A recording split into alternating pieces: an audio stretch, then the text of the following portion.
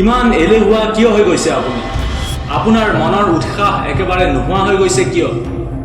আপোনাৰ ভিতৰৰ এনাৰ্জি নোহোৱা হৈ গৈছে কিয়? কিয় আপোনাৰ একো কৰিবলৈ মন নাযায়? দীপাৱলীত ফুটোৱা ফটকা নিশ্চয় ফুটাই পাইছে আপুনি। ফটকা এটা যদি আপুনি এনেই পেলাই থৈ দিয়ে তেনেহ'লে তাৰ কোনো কাম নাই। ফটকা নুফুটিব কেতিয়াও। ফটকাৰ ভিতৰত থকা বাৰুদে জুই পাব লাগিব। কোনোবাই ফটকাত জুই লগাব লাগিব আৰু তেতিয়া ফটকা ফুটিব, আৰু এনেকুৱা ধৰণে ফুটিব যে সকলোৰে কাণ তাল মাৰি যাব। আপুনিও ঠিক সেই ফটকাৰ দৰে। আপোনাৰ ভিতৰতো বাৰুদ, উৎসাহ, সাহস, সম্ভাৱনা, এটা জোচ আছে যি আপুনি কল্পনাও কৰিব নোৱাৰে। মাত্ৰ জুইৰ প্ৰয়োজন। আপোনাৰ মনৰ ভিতৰত এক বিস্ফোৰণ কৰিব পৰা ফিৰিঙতিৰ প্ৰয়োজন। যেতিয়ালৈকে ফিৰিঙতি নাপাব তেতিয়ালৈকে আপোনাৰ ভিতৰতে এই সকলো উৎসাহ, জোচ, সম্ভাৱনীয়তা হেঁচা খাই থাকিব। আপুনি এলেহুৱা, কোনো এনাৰ্জি নোহোৱা মানুহৰ দৰে পৰি থাকিব। আপুনি জীৱনত একো কৰিব নোৱাৰিব। আৰু যিদিনা আপুনি সেই জুইৰ ফিৰিঙতি পাই যাব সেইদিনা আপোনাৰ জীৱন সলনি হৈ যাব। আপোনাৰ সফলতাই এনেকুৱা ধৰণে বিস্ফোৰণ কৰিব যে মানুহৰ কাণ তাল মাৰি যাব। আপুনি পাহৰি যাব এলাহ কি বস্তু যিদিনা আপুনি সেই জুইৰ ফিৰিঙতি পাই যাব। কিন্তু এই জুইৰ ফিৰিঙতি হয় কি যি আমাৰ জীৱনটো সলনি কৰি দিব? কিহৰ ফিৰিঙতি যি আমাৰ জীৱনত সফলতাৰ বিস্ফোৰণ ঘটাব? আৰু সেই জুই, সেই ফিৰিঙতিৰ নাম হৈছে উদ্দেশ্য। আপোনাৰ উদ্দেশ্য, আপোনাৰ জীৱনৰ উদ্দেশ্য। আপোনাৰ জীৱনত যদি উদ্দেশ্য নাই, আপুনি যদি নিজৰ উদ্দেশ্যক লৈ ক্লিয়াৰ নহয়, তেনেহ'লে আপুনি যিমান চেষ্টা কৰিলেও আপুনি নিজৰ সম্পূৰ্ণ এনাৰ্জিৰ সৈতে কেতিয়াও কাম কৰিব নোৱাৰে।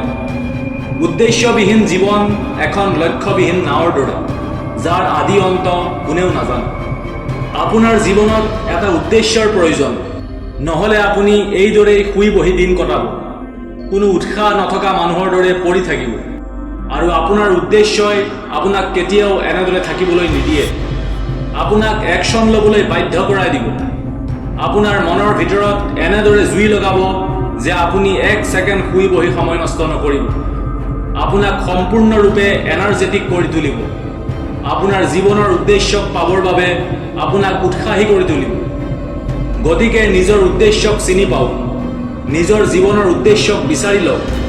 আৰু যিদিনা আপুনি নিজৰ উদ্দেশ্যক বিচাৰি পাব সেইদিনাৰ পৰা আপোনাৰ মনত আহিব যে এইটো কাম মই কৰিমেই, যিকোনো পৰিস্থিতিত এইটো কাম কৰিমেই। যেতিয়ালৈকে মই নিজৰ এই কামটো বা উদ্দেশ্যত সফলতা নাপাওঁ তেতিয়ালৈকে শান্তিত নাথাকোঁ। এলাহ কৰিবলৈ আপোনাৰ সময়ে নোহোৱা হৈ যাব সেইদিনাৰ পৰা। আপুনি নিজকে নিজে সলনি কৰি পেলাব সেইদিনাৰ পৰা। এতিয়া কথা হ'ল আপুনি আপোনাৰ জীৱনৰ উদ্দেশ্যক বিচাৰি পাব কেনেকৈ? হয়তো বহুতে আজিলৈকে নিজৰ জীৱনৰ উদ্দেশ্য কি তাক গমেই পোৱা নাই, বুজি পোৱা নাই। যিসকলে নিজৰ উদ্দেশ্য বিচাৰি পাইছে তেখেতসকলে তাৰ ওপৰত কাম কৰা আৰম্ভ কৰক। আৰু যিসকলে নিজৰ উদ্দেশ্য এতিয়ালৈকে বুজি পোৱা নাই তেখেতসকলে এবাৰ শান্তিৰে বহি নিজৰ ভিতৰত চাওক যে আপোনাৰ এনেকুৱা কি প্ৰতিভা আছে বা কিহত আপোনাৰ বেছি ইণ্টাৰেষ্ট আছে যিটো আপুনি সদায় কৰিব পাৰিব। তাক মনত পেলাওক। আৰু যদি একো বিচাৰি পোৱা নাই তেনেহ'লে নতুন নতুন কথা শিকিবলৈ আৰম্ভ কৰক। সদায় নতুন নতুন মানুহক লগ ধৰক, বিভিন্ন ঠাইত যাওক, বিভিন্ন কথা আলোচনা কৰক, লাইফটো এক্সপ্ল'ৰ কৰক। ইয়াৰ ফলত আপোনাৰ জ্ঞান বঢ়াৰ লগে লগে আপুনি আপোনাৰ উদ্দেশ্যক বিচাৰি পাব। গতিকে নিজৰ জীৱনৰ উদ্দেশ্যক এতিয়াই চিনি লওক। যদি বিচাৰিছে আপোনাৰ জীৱন সলনি কৰিবলৈ, যদি আপুনি বিচাৰিছে এনেদৰে এলেহুৱা, দুৰ্বল, উৎসাহবিহীন মানুহৰ দৰে পৰি নাথাকিবলৈ, মাত্ৰ এটা জুইৰ ফিৰিঙতিৰ প্ৰয়োজন, যিটো ফিৰিঙতিয়ে আপোনাৰ জীৱনত সফলতাৰ বিস্ফোৰণ ঘটাব। মাত্ৰ এটা ফিৰিঙতিৰ প্ৰয়োজন, মাত্ৰ এটা উদ্দেশ্যৰ প্ৰয়োজন।